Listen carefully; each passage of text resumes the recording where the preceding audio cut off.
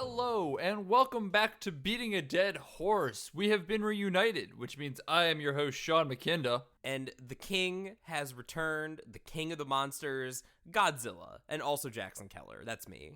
Mostly Jackson Keller. We have to start working out how to open up these fucking episodes. We've just had some real stinkers the past couple times. I mean, we're talking about Godzilla this week. All right, yeah, we'll just kill right into it. We're talking about Godzilla. Specifically Godzilla, King of the Monsters. Although I have a little bit of a little card up my sleeve coming up here in a little bit. So should I save my Godzilla knowledge for later, or should I make that clear now? It's up to you. How do we want to go about this then? First, what did you think of Godzilla? First, we're getting ahead of ourselves. What did you think of Godzilla? Okay, King of the Monsters. That's fair. Basically, the way that I sum it up is that it's kind of an inverse Marvel movie in that the first two acts are really, really boring, but then the third act is really hype. So overall, not a good movie.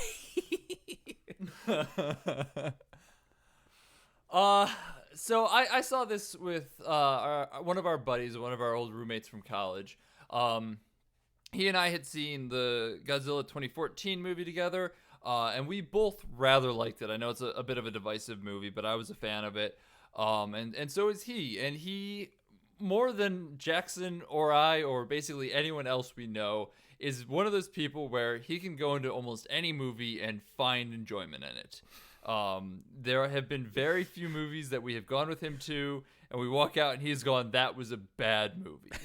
And so he's a really good barometer for the quality of a movie to someone who isn't Jackson or I, someone who isn't super invested in but the themes and camera work, how did it all go? He's the barometer of the people about whether or not, your average moviegoer is going to sit and have their butt in the seat and have a good time. Yeah, exactly. And so 9/10 of the time he walks out of a movie and goes, yeah, that was good. I enjoyed it. And then we argue about everything else, and Kang just sits in the background yeah, I was there too. This one, I look over at when the movie ended and goes, so what'd you think of it? And he looked back and said, it had some very pretty moments. And I go, that says everything right there. Because yeah, it's kind of a mess in a lot of ways. But it also has some moments that look absolutely incredible. The CG is wonderful in this. There's just some really kind of cool shots. Most of them are in the trailer. Rodan erupting from the volcano with the lava spewing everywhere looks really fucking good, especially on a huge screen. When the monsters are fighting, it's a lot of fun. There's some really kind of cool stuff interspersed, but for the most part, it's the type of movie that kind of feels like it gets lost up its own ass in a lot of places. It's a very frustrating movie because it hits on a lot of interesting ideas that you could make a very cool movie out of, and presumably they have, in one form or another. There have been not just many Godzilla movies, but many kaiju movies since, the beginning of time. By the beginning of time, I mean the 1940s. So, you have Godzilla, and with that, Godzilla's come to represent a lot of different things, and you can take the character in a lot of different directions, and this movie seems to want to take him in all the directions. You have Godzilla, the shonen superhero. You have Godzilla, the force of nature, come back for revenge against the sins of humanity. You have Godzilla, byproduct of humanity's science obsession, representation of the horrors of the atomic bomb. You have Godzilla just being a goofy old dad with his son on an island. You have Godzilla, cultural icon. What Godzilla can be anything you want him to be. He's like a bigger, scalier Superman except better because he can destroy cities and get away with it, unlike Superman. But seriously, Like, there were a lot of little things I liked about the movie. I really liked sort of the integration of like myth and like legend and like accounting for all that. Yes. We didn't talk about it in the pre-discussion, but I loved that. Yeah, anytime they were talking about like old like tapestries or cave paintings or, you know, temples built to Godzilla or whatever, I was like, I'm all about this. Like, show me that movie. Show me ancient times Godzilla. Like, what is Kong Skull Island about? Is it about like the island people like in King Kong? Because I want that movie instead of another King Kong movie.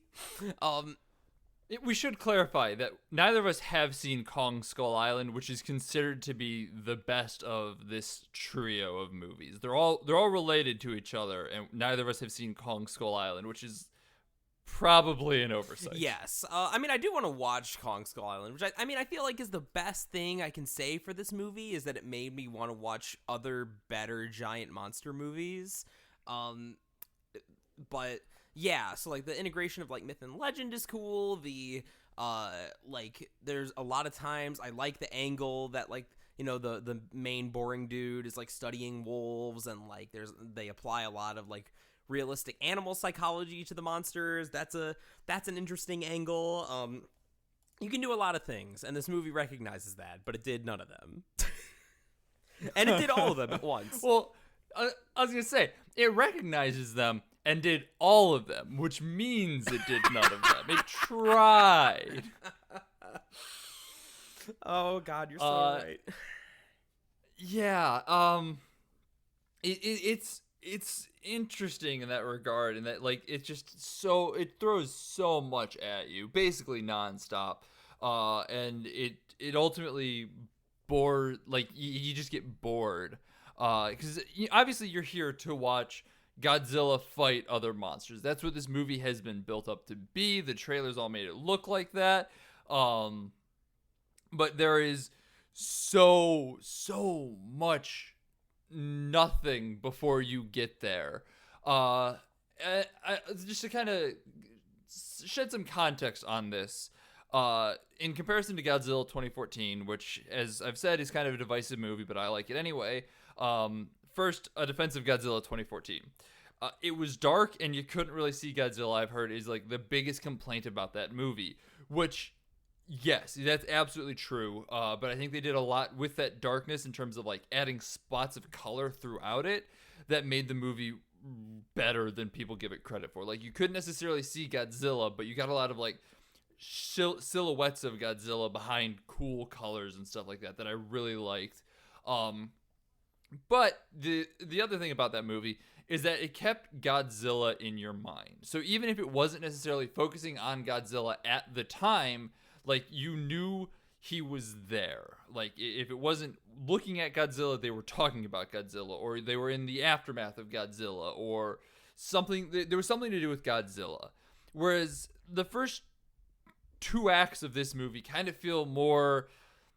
There's just times where you kind of forget that it's about Godzilla, or like what Godzilla is, I guess. Because even when he's there, you're kind of like, this isn't Godzilla. This is fucking like Barney or something. Because like, I make that like, I'm fully aware that there have been times where Godzilla has been good, and I'm not saying that like, you know, that makes that iteration less of Godzilla. It's more me saying that this version of Godzilla doesn't have the same characteristics even as a good Godzilla. This Godzilla would just be like, I'm swimming in the ocean now. Here I am. And then go away. And I'm like, I got no hope, no fear, no excitement, nothing from that. He was just there. That's not Godzilla. Why do I care about that? So I think that's kind of my biggest condemnation of this movie. A big problem with the movie is that it has Weekly Shonen Jump syndrome with its main man, Godzilla. And by that I mean, I gotta bring out the old Dragon Ball Z comparisons again. So... You were gone for a week, and like it was just this week of reprieve. And don't worry, we haven't even hit the 10-minute mark, and he's already like, Dragon Ball, let's go, baby. It is a relevant comparison, and but you're absolutely right. So, the thing about Dragon Ball Z, is that infamously, its supposed main character Goku spends about half of the series either dead or in like a healing pod, because the way that series is set up, it's of course, not unlike Godzilla, and that the idea is that you're gonna have this big fight leading up to it, and so what do? You have Goku, you have him lose or like incapacitated for some reason, and then you have the other characters try to solve the problem in his absence. And it's a fine enough plot device, if a little overused, like buying time, trying to like face the odds and like do your best to hold it together until like the big hero arrives who can actually like maybe get something done. But it's what this movie does with Godzilla in a lot of ways, and not even in like there's one very explicitly, like, I guess we're in pre-spoilers, but just keeping it vague, there's a pretty explicit like Goku healing in the healing pod moment with Godzilla that ends up being a big thing, but otherwise it's just kind of like, you're right, he's just sort of swimming in the sea somewhere, and they don't portray him. I think I'm starting to brush up against what I could say without spoilers, but like sometimes they portray him like a real animal, and I thought that was an interesting angle, and sometimes they don't, and then it pissed me off. To pick one. Is he a superhero or is he an animal? Tell me, movie. You can decide either way, it's okay, but choose. I mean, that's also, as we said, that's what the movie does. Is it wants literally its cake and to eat it too, because it wants to be a little bit of, every other iteration of Godzilla that they've ever done. Hero, villain, ambivalent, whatever. It's there. It's there, and it sucks. But at the same time, if you like Godzilla and you just kind of want to go watch him fight Ghidorah, it's not a terrible movie. It's boring in a lot of places, but like, if you just want to go see giant monsters kind of fly around, you're going to get giant monsters flying around. It's pretty. It's a spectacle, but there's not much other than that for it, so. The one thing that I'm curious about, it's hard for me to give any sort of recommendation or non-recommendation. I mean, if you don't have any interest in Godzilla at all, then don't bother. But I guess I should make this clear from the outset, in that I've only seen one other Godzilla movie. It was not Godzilla 2014. It was, in fact, Godzilla in 1998. And obviously that movie's terrible, infamously so.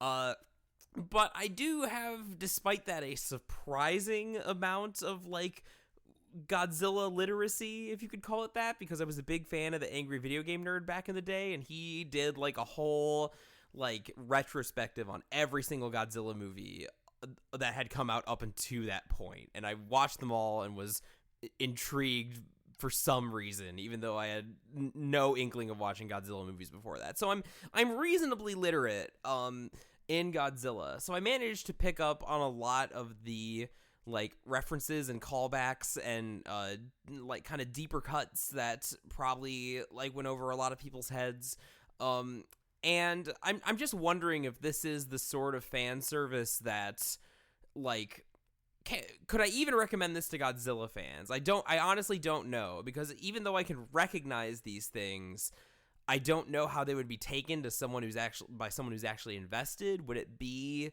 a genuine like cool thing to see like King Ghidorah, in a big expensive American blockbuster, or like is the fact that they played this little theme and used this shot here, is that going to be tiresome? Like I clapped when I saw it tier, and I don't know. I'm curious to see what the Godzilla fans think about this one, because this is another movie franchise.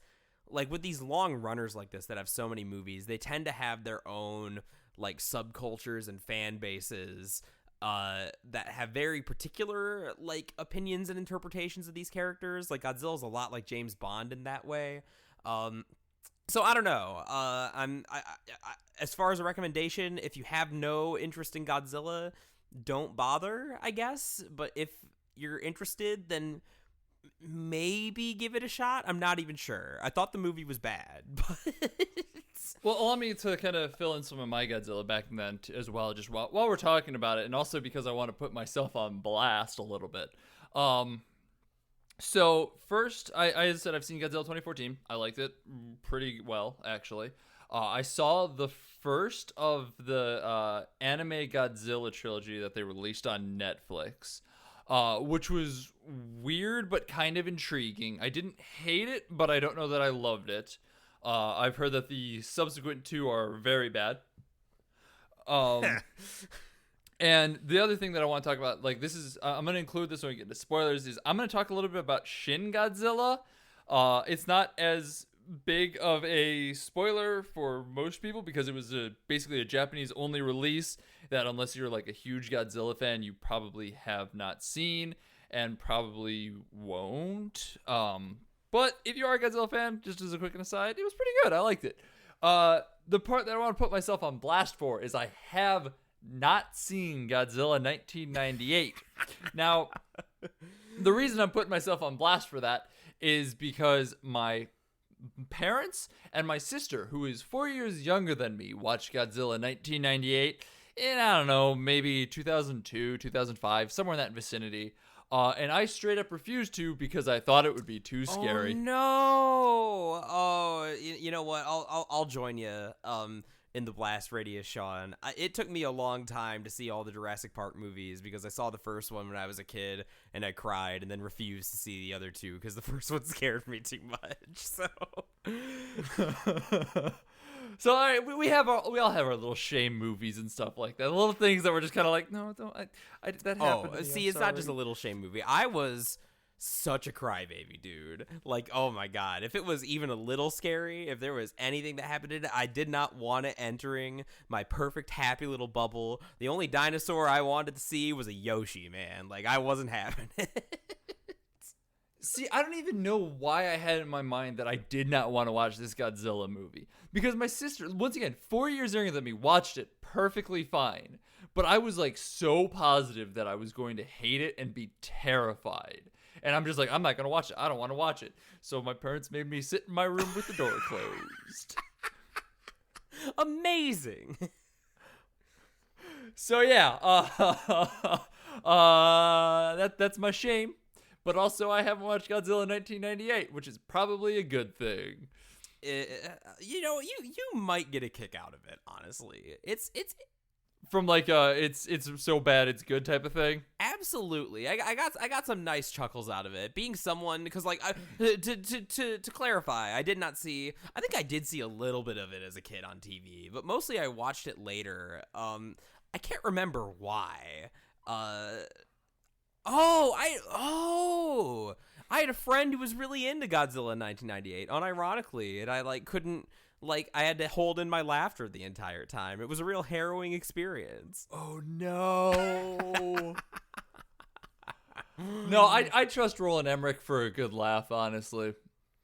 Oh, God. Let's talk about spoilers. Let's dive into some of the meat and potatoes on this puppy. Let's wrap some lizard meat around our mouths. Well, before we do, whatever the fuck Jackson just said we're about to do, as a heads up, next week we're going to be talking about The Dead Don't Die, the new comedy zombie movie from Jim Jarmusch. It's getting kind of middling reviews right now, but you know what? There's a shit ton of people in it, and I'm kind of excited to watch it anyway. So come back next week for that.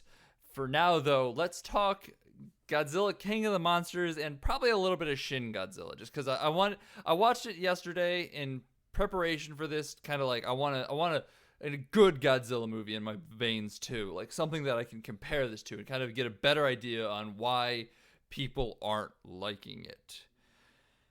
And I think we have a very good starting point for why people aren't liking this. Do you want to talk about her plan? Let's talk about her plan. The mom character who, as a side note, I gave this movie a lot of rope because I thought that a lot of the characters were returning from 2014 and I was supposed to be invested in them. Like, I knew Ken Watanabe was in the last one, and he's here again. But apparently, no, the rest of the characters weren't even mentioned. They're just some schmucks who happen to be part of Nerve or whatever. Yep. No idea who they were. So, like, yeah.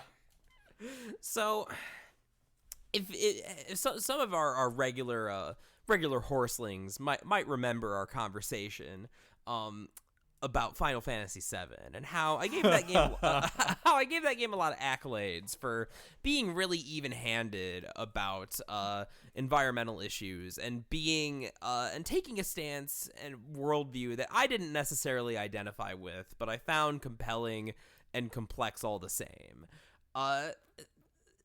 During that conversation, I specifically gave some examples of rhetoric that I find not so compelling around these sort of climate issues. And indeed, they do try to make Godzilla into a climate change metaphor, because everything's a climate change metaphor now. And so I mean, that's not out of the question for Godzilla, mind you. Like, no, that's absolutely a thing. Yeah, because like we were saying earlier, Godzilla's been a lot of things. So climate change metaphor, completely reasonable. The way they executed it, though, was dumb and bad, and exactly like I was singing along with the villain's big, stupid, evil speech. Because she starts off saying, because that's the twist, right? You have grumpy alcoholic dad taking pictures of some doggos in the woods, and then you have the mom and 11 from Stranger Things working in a creepy basement to birth Mothra.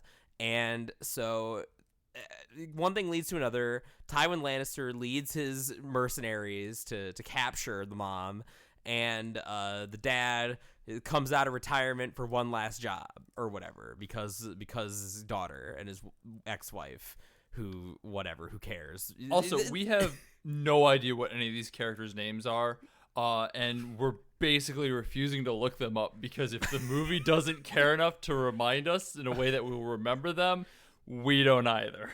I actually remember the main guy's name. His name is Mark, and I only remember that because of how, like, unremarkable a name is in a movie like this. Like, something about naming, maybe it's just because of The Room, but anytime, like, a lead character is named Mark, I'm like, you didn't put a lot of thought into this, did you? Unremarkable? As soon as I said it, I knew you were going to pick up on it, and I have no one to blame. Absolutely did. You cannot say Mark and then remarkable and then not expect me to just comment on it. Like, that is like you don't even know me.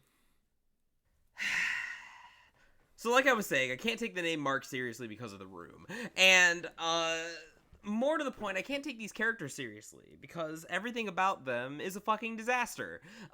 So we get, the lady's grand plan, and she says, all right, no, I'm getting ahead of myself here, because she betrays everyone. They're raising Mothras. She presses the button. Tywin Lannister comes. She's working with him. They're eco-terrorists. And so as soon as she talks to the dad again, I could literally say it along with her. It was literally the same dumb bullshit that I was railing against in the Final Fantasy episode. She said, it's kind of like Mother Earth is a body, and humanity is the virus? Is that what you were going to say? Is the virus. And, we have a virus. You need a fever? Do we need a fever to clean it out, evil lady? We need a fever to purge the humans. And that's Godzilla, isn't it? That's the Titans. And those are the Titans. It was maddening. Every sentence of her little speech made me want to pull my hair out. Okay, really quick aside. Just absolutely unrelated to literally anything. The fucking trailer in front of Shin Godzilla is the Attack on Titan live-action movie. A movie that we saw in theaters. And a movie that I have purged from my memory and forgot how fucking awful it was. Sorry, I just remember that when you called them Titans, because they are called Titans in this movie. But I'm like, oh my god, suddenly it all comes rushing back. It had a bit of a brain blast moment there. Yeah. I don't blame you. I hadn't thought about the live action movie at all either. I was thinking of the show, but oh Jesus. All right. So Yeah, so we have that's our big hook, and her plan is she's going around with Charles Dance, with Tywin Lannister, and they're going to unleash all the monsters to Thanos cull the population, because for some reason, like, the radiation that Godzilla left behind in San Francisco has brought back life instead of just killing everything.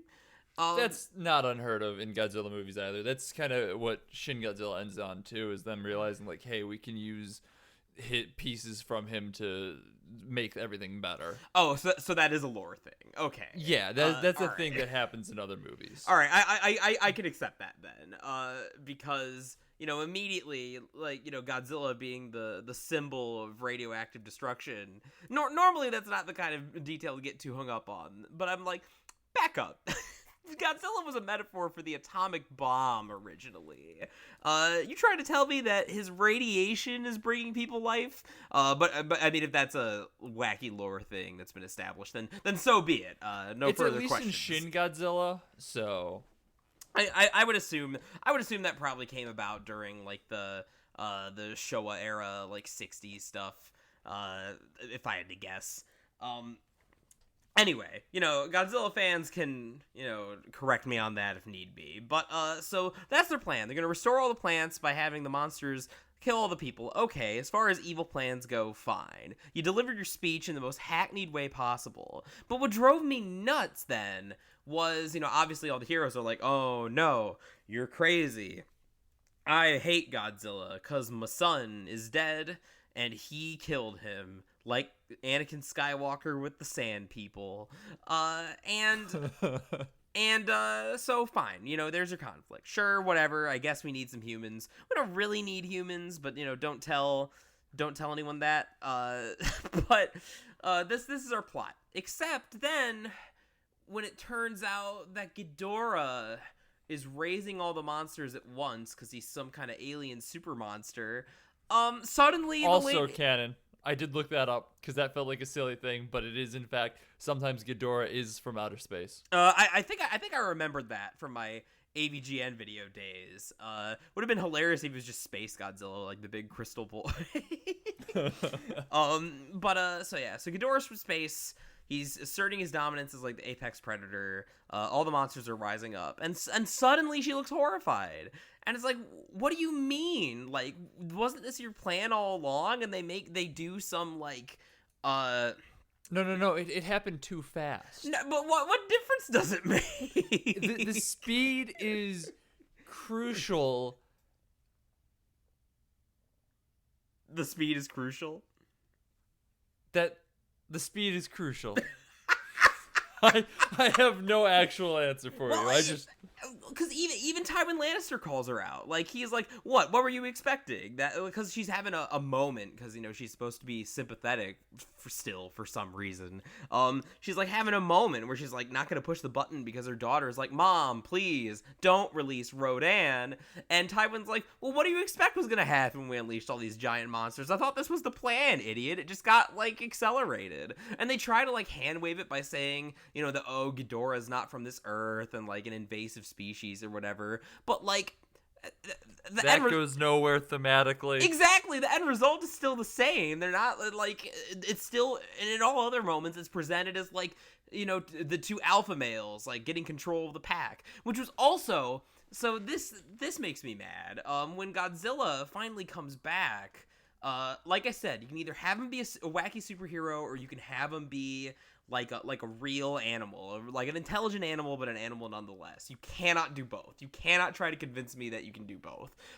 Because at the very end of the movie, when Godzilla kills Ghidorah, which was metal as fuck, I love how he like blows through his last head. Yeah. Oh God. Yeah. Like there's some brutal shit in that last fight, which is the only reason I'm not like completely mad about this movie. But like at the very end, that silly mammoth monkey and Anguirus, I think, and Rodan and like the rest of them all come back, and they all like bow to him like it's the Lion King. And I'm like, I thought these were supposed to be real animals. Like I thought we made a big to do about like studying their behavior and like, oh, we can't let Godzilla see that we're being aggressive because then he'll strike back. It's like when a gorilla beats his chest or something. Like, what is this? Why are they Lion King bowing? Play Play the Circle of Life as Godzilla screams. Fuck. Yes, I agree with basically everything you've said there. I just want to dive into some more on this a little bit. Mostly I want to go back to the speech, the lady's speech, because that was basically when first we started talking about the fever, the rage, the madness. Is how it all starts. That was when I'm like, yeah, Jackson's done. Jackson checks out right here. This is where it's over. We just talked about this like a week ago. We're done. It's actually funny because I felt like the movie was like calling me out, like it was issuing me a challenge. so like even then I did my best to give it a fair shake. I'm like, all right, well, let's see where this goes. And it went nowhere. It was a confusing mess. Fuck. So my problem with this scene more than anything is that like she opens up talking about like, the fever and we got to burn him off and all that good stuff. A sentiment that's not necessarily like it's controversial, but not like super fringe. It's the type of thing where like everyone has probably heard it at one point or another. It's an idea that in theory sounds appealing. And it's usually done for a villain because it is faintly it's Kingsman. That's where it was done previously. Yep, is Kingsman. Yep. Okay, cool. And like in Kingsman, that's a really interesting villain. There's a lot of stuff going on with it. He's sympathetic in a lot of ways. Like he's over the top and crazy, but like you kind of get what he's coming from.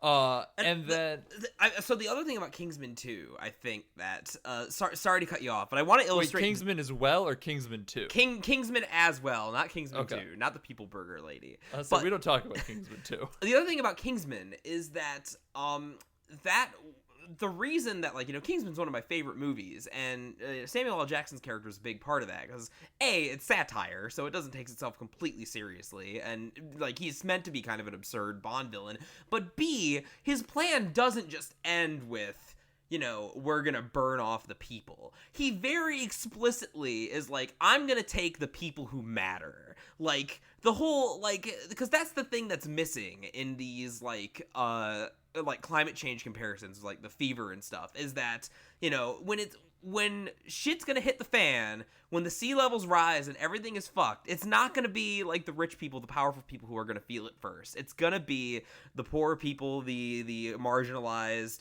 the people like living in poor towns who have to evacuate their homes. Like those are the people who are gonna get fucked. And movies like Godzilla don't acknowledge that. Shin Godzilla does. I'm sure that it does. That sounds like a high quality film made by a real director. So this is why I'm glad I watched Shin Godzilla, because now I can just be like, this movie doesn't do this. Shin Godzilla, it does. It's a better movie. Yeah, and so that's the difference, is that like for all the talk that Valentine makes in that movie about like having these noble goals of like saving the planet, like that naked selfishness is still there. Like he is explicitly making a Noah's Ark for rich people, and so it's fully consistent behavior. Like it's not like oh, I want to have all the humans get killed by monsters. Well, wait, aren't you a human? Do you want to get killed by monsters? Well, no. In that movie, Valentine specifically says, well, of course not. That's why I'm taking all the people who matter. But here, the plan just seems to be just throw out the monsters. And with Charles Dance's character, I can buy it, because he's such like a hard ass, like seems like clearly dedicated to letting the monsters like ruin everything. And maybe if the mom had just like been a crazy like villain, then I would have been able to believe it more. But we're supposed to see her like torn between like Charles Dance and her daughter as she like pushes a button. The daughter's trying to convince her to release the pterodactyl monster later that will kill everyone later instead of killing them now. Like, get fucking real. I'm so mad about this. So that's not actually what I'm going for with what I was going to say. I know it's not. I just had to launch off of that before, because I know people are waiting, because I talk up Kingsman so much. I wanted to illustrate the difference. I will say she does mention like she tried to encourage people, the Monarch, the monster research company thing. Yeah. Yeah. She told them to go hide. Yeah. Yeah. So like she's clearly trying to salvage people. Like she wants there to be less people. I don't think she wants there to be no people, because I think she was intending to survive as well, just in this world that's now run by the monsters. So I think there's more to her plan than you give her credit for. But to knock a point off the movie and get back to the point that I was trying to make, her initial point is, we are a virus, the world is going to burn us off, I want to save people. But what she says is, the world is a virus, I want to burn us off, here's a 5-minute PowerPoint presentation. And so, like, it starts off in this place where you're like, okay, I kind of see where you're coming from, you're a kind of sympathetic villain, I understand, like, how your worldview might have gotten perverted after, like, the first attack from Godzilla, and the impact it would have had on your life and everything that could have gone wrong as a direct result of that. But then you show me 5 minutes of pre-prepared slides, and they are pre-prepared slides. Like, the movie takes a point to show you that she has all of these prepared, and these are not cutaways, these are happening in canon. And I'm just like, I'm fucking bored. I don't care anymore. I tried to focus on it, but like, there was a point where I'm just like, what the fuck are you talking about? You're over-explaining your plan, and it no longer makes a lick of goddamn sense. What the shit? I also, that was another good point you brought up, that she's doing this out of grief, because that makes her plan make even less sense. In that, like, you know, clearly she has, you're right, in that she has, you know, perhaps that, you know, moment of illustrated selfishness where she's like, oh no, I gotta go after my daughter who's trying to summon Ghidorah to Boston for some reason. I can't remember. Well, no, she's using the alpha signal, which calms the beasts. And so using the alpha signal calms all the beasts around the world except for Ghidorah, because Ghidorah isn't one of the beasts. So Okay. Ghidorah comes to hunt down the alpha signal to destroy it, because Ghidorah thinks it's Godzilla. Okay. And then, but does it not affect Godzilla either?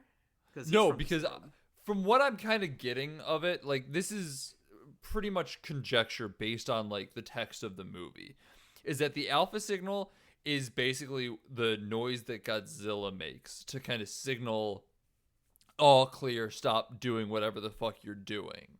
So it wouldn't affect Godzilla because it is Godzilla. Okay. And that's 'Cause I know, also why Ghidorah went there. I know they had that speech about, like, mixing in, like, human voices with Godzilla's to make it, or whatever. But I mean, who cares? Yeah, I mean, that's just what my interpretation of it is, and that interpretation makes that scene make more sense. No, you're right. That is reasonably explained by the movie. I redact my little jape, my little jab.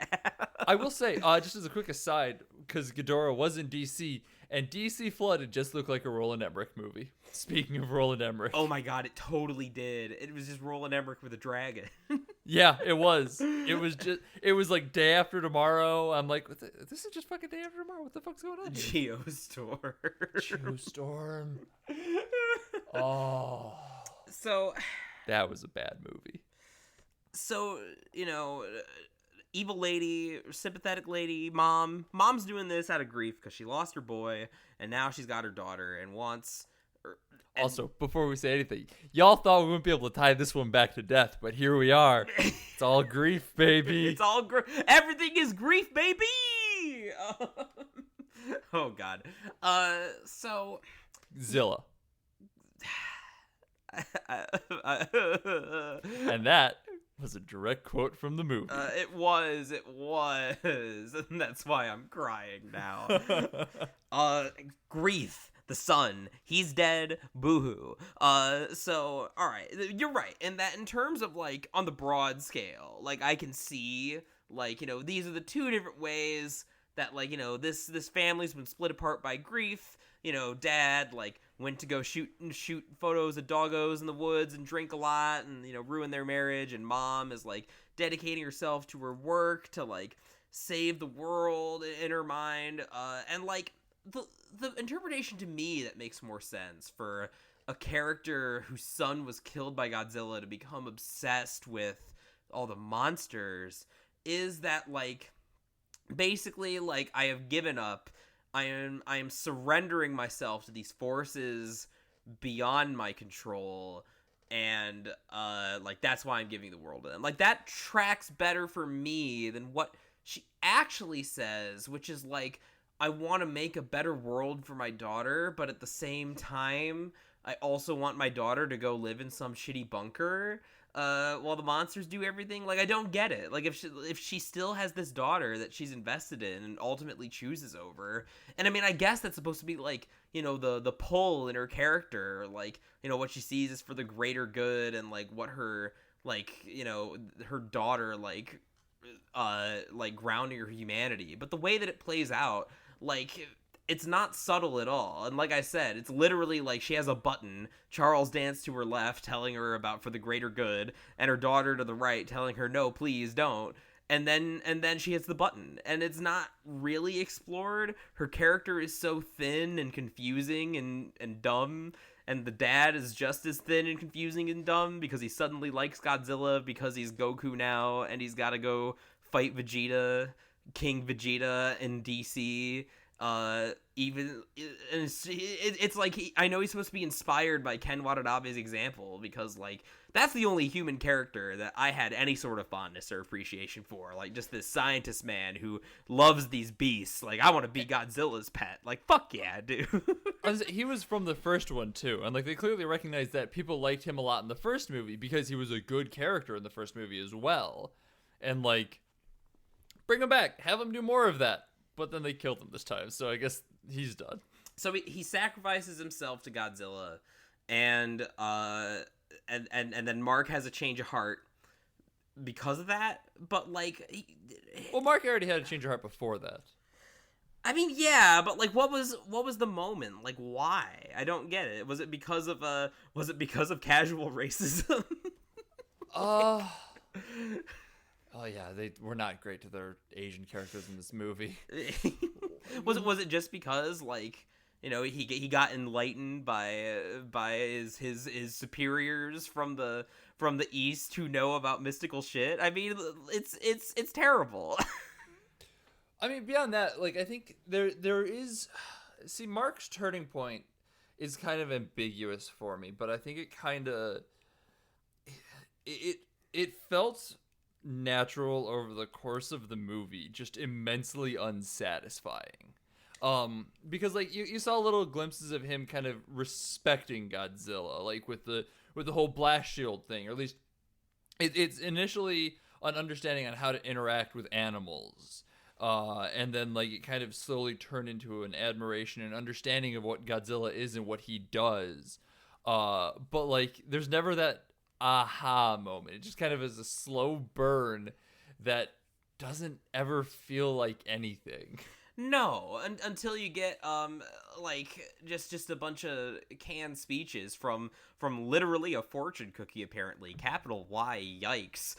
Yeah, that was like, it was clearly playing off the joke of like, haha, I'm an Asian man, so here's this fortune, I'm gonna say it's from a fortune cookie, but they've been doing it the entire movie. It doesn't make it okay.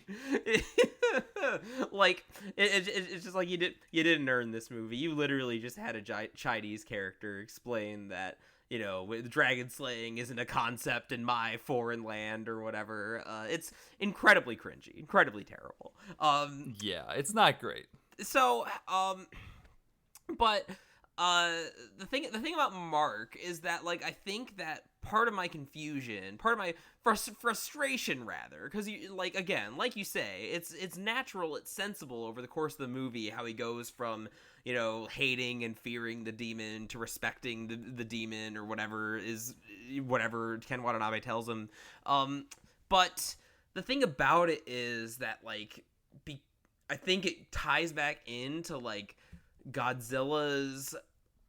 the way Godzilla does or does not treat the monsters like animals, because, like, it's one thing to sort of respect Godzilla as like a beast, as like a force of nature, that's, like, you know, it's just sort of like beyond your control, and like giving yourself, like, accepting that there are things that, like, aren't good or evil that just happen. But then there's also like that's a sensible character arc. That rings very true to like how people grapple with like disasters and grief. But on the other hand, then you have I respect Godzilla because he shit stomped Ghidorah and was a superhero. Which it drives me nuts. You can't have it both ways. You can't do it. And once again, that's what this movie does. Is it wants everything. It does not want it both ways. It wants it every possible way it can. And it just suffers for it. It's so frustrating just because like there's so many interesting, cool ideas. Like you had mentioned the credit sequence. That's like, what I was gonna say. Yeah, the credits is the perfect example of this, where there is like, you know how there's the full credits and there's like that initial credits where it just kind of there's things happening in every movie nowadays. And like this one, it's newspapers, it's people like learning how to adjust to Titans and finding the benefits of them. And like it's these beautiful sweeping shots of like just Skull Island and like I gotta say, just as a quick aside, the fucking hollow earth thing I dug. I love that they're like, hey, the earth is hollow. I'm like, when he first said it, I'm like, I want to see more about that. And then when it paid off, I'm like, yes, I am here for it. This is great. Like, it's stupid, but wonderful. But like they've got like this goofy rock cover of like the Go Go Godzilla, and it's a great cover. It's all the ending like 3 minutes where they're playing this and showing all these newspaper clippings is so good. It's interesting. I was like poring over the newspaper clippings because they were all fascinating, and then that it ended. That was the end of the movie, and I'm like, well, this fucking sucked. like where was this? Where was this the rest of the movie? Like where's this like clever, interesting like take on things? I want to know about the team who found Scylla and Charybdis from like the fucking Odyssey. I want to know about that. Yeah, like tell us more about like the fucking poop. Like there was a thing about poop, like how it's being used as a great energy source, and I'm like, that's fucking awesome. Like, unironically wonderful little world building at the end, which I guess fair play to them. Like, I probably will go see Godzilla versus King Kong now, just because, like, that's what they've obviously been, like, leading up to. Like, ooh, like, King Kong's, like, getting angry on Skull Island. Like, we found some more cave paintings of, you know, Kong and Godzilla staring each other down. And I mean, you know what? That does sound pretty hype. But it just means that this movie has the Batman versus Superman problem, where one of its goals was to set up the broader monsterverse and introduce all these monsters. And yeah, like King Ghidorah was pretty cool. I thought they used him pretty well. He was a good like villain monster. He's iconic to the Godzilla franchise, and I don't think they wasted him here. But like everyone else, it just felt like such a tease. Which I mean, I guess there was like 10 unnamed monsters. Yeah, like, who is that monkey mammoth? I don't think that's a Godzilla monster. Also, the fucking, like, thing that's on, like, spider-like looking things that looks like the monster from the Upside Down in Stranger Things. Yeah! Like, of those monsters that, you know, bowed to him like a gazelle at Pride Rock, the only one I recognized was Anguirus, and I think that the 2014 monster was there, too, but... Yeah, the 2014 monster was there, which, cool, at least there's some continuity there, but, like, we didn't even see much of it then. It also just looks like the Cloverfield monster. I did, like, a double take. I was like, oh my god, like, is Cloverfield in this cinematic universe? Oh, God, please don't give me ideas. I am one of the few people that wholly love Cloverfield. I have mentioned this on the podcast so many times. That sounds fucking incredible. That said, also, don't talk about Cloverfield Paradox. That movie fucking blew. So, I mean, like I said, the best thing that I can say about this movie is that it made me want to watch other, better giant monster movies. And the ending too. Sorry, I'm just doubling back to that because you mentioned this. I was gonna say it. It's like I want to see like. We see all these newspapers. I want to see the ramifications of that. I mean, I'm about out. I burnt out like a supernova on this one, so I don't know if you have like Shin Godzilla comparisons you still wanted to make, but I mean, not really. I just want to say like if you got something out of this, but didn't necessarily want like if you got some enjoyment out of this, but like I want more, go watch Shin Godzilla. Go watch some of the older Godzilla movies. If you haven't seen Godzilla 2014, hell, you might get something out of that too, because that's at least about Godzilla and not everything under the fucking sun.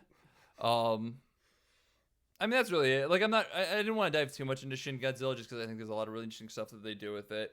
But I just want to kind of use it as a reference point in a couple of spots, mostly, and just saying that Shin Godzilla had one goal. They executed on it very nicely. And this movie had about 10,000 goals and executed on none of them. I'll tell you what. I'll give the movie... I've been surprisingly mad at this movie. I didn't even hate it that much, but just like talking about it has like made me go off. Well, that's a theme for the podcast too, of course. Yeah. This isn't a bright burn. This isn't where like I walked out of the theater like disgusted. It's only in hindsight trying to, wrangle with everything where I'm like, frustrations. But I will say, don't let my frustrations take away from the fact that fight between Godzilla and Ghidorah at the very end is a fucking banger. When the movie comes out on DVD and someone uploads that to YouTube, watch that. It'll be lit. And then just crave a good Godzilla fighting game, because that's what it did for me. No, it's same thing. I was thinking that exact same thing. I'm like, I'd main Ghidorah. Like, that'd be fucking sick. Yeah, get some good Godzilla monsters in there and just have them duke it out. No, what I want to talk about, though, actually, just while I'm thinking about it, of things that, like, this movie just does not need.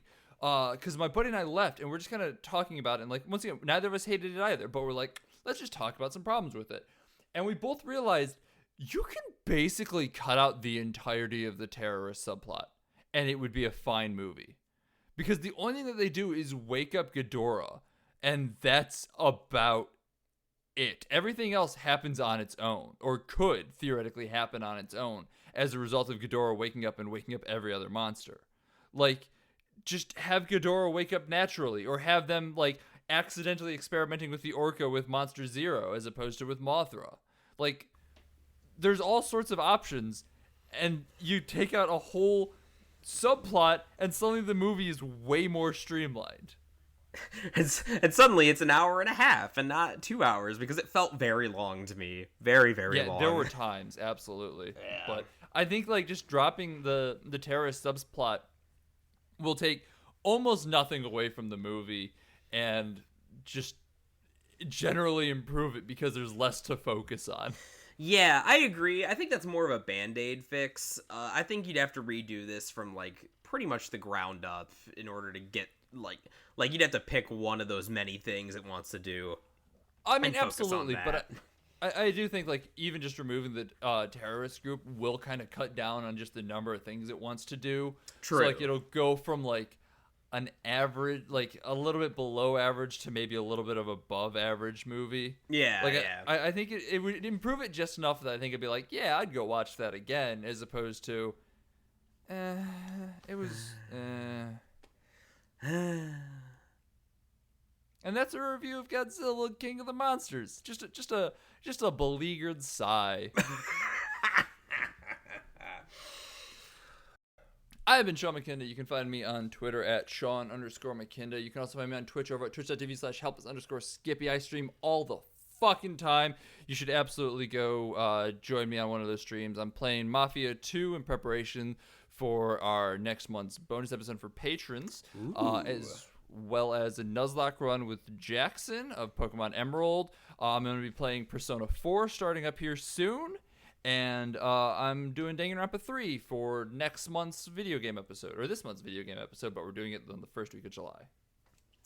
And I've been Jackson Keller. I'm back, and I'm still not on Twitter. But I am on Twitch at twitch.tv/JacksonJKeller. I don't remember what the hell I was doing in my Pokemon Nuzlocke, but we'll go back to that at some point. I hang out with Sean doing our Emerald Nuzlocke, as he mentioned. I also hang out with my friend Connor at twitch.tv/Genghis_Con_, doing random things plus Smash Brothers. It's gonna be a good time here now that I'm back in business. Had a nice long break, so cool. If you want to get in contact with the podcast, you can do so by tweeting at us at BADH_cast. It's a great way if you're just like, hey, here's a quick question for you guys, or you want to keep up to date with what's going on. We post news, updates, stuff like that on that Twitter page. We also have a Facebook page. I don't talk about it ever, but if you go Beating a Dead Horse on Facebook or Beating a Dead Horse podcast on Facebook. You should be able to find it. I post there literally once a week just to let people know that there's an episode out. So it's not a great place to find us, but you can if you want to. I mean, half of our patrons are old, so maybe we have more old people in the audience than we thought that need to use Facebook. And if you want to actually get in touch with us more directly, you can do so by joining our Patreon-exclusive Discord by signing up over at patreon.com/BADHcast. We have 3 tiers, $1, $5, and $10. All tiers get you access to our Discord. $5 and $10 tiers gets you access to our monthly bonus episode, and $10 tiers get you access to our suggestion Discord, which tells us what we should do for our monthly episode next. And it also gets you access to a special super duper shout out at the end of every episode. Special thanks to Julia, Travis, my dear mother Autumn, my dear Aunt Summer. Y'all are great. Keep supporting the show. Also, you should go support a friend of the podcast, Sam Borchardt.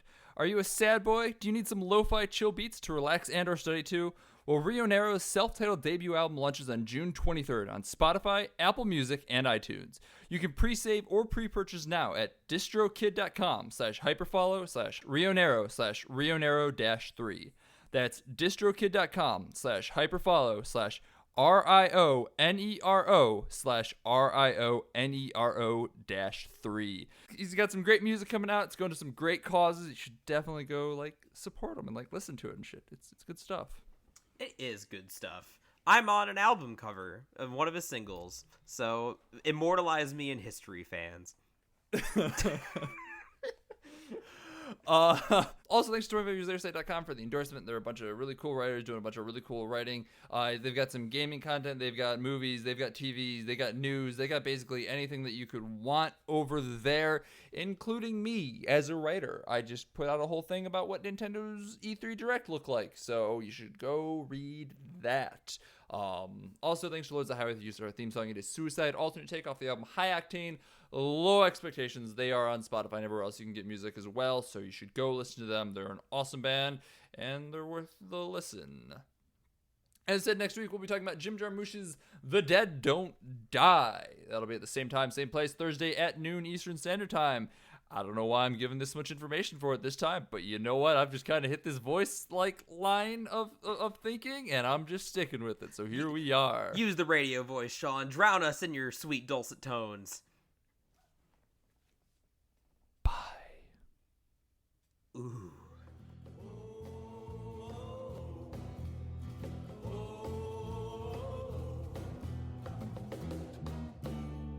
Don't you go into the ground. Don't you go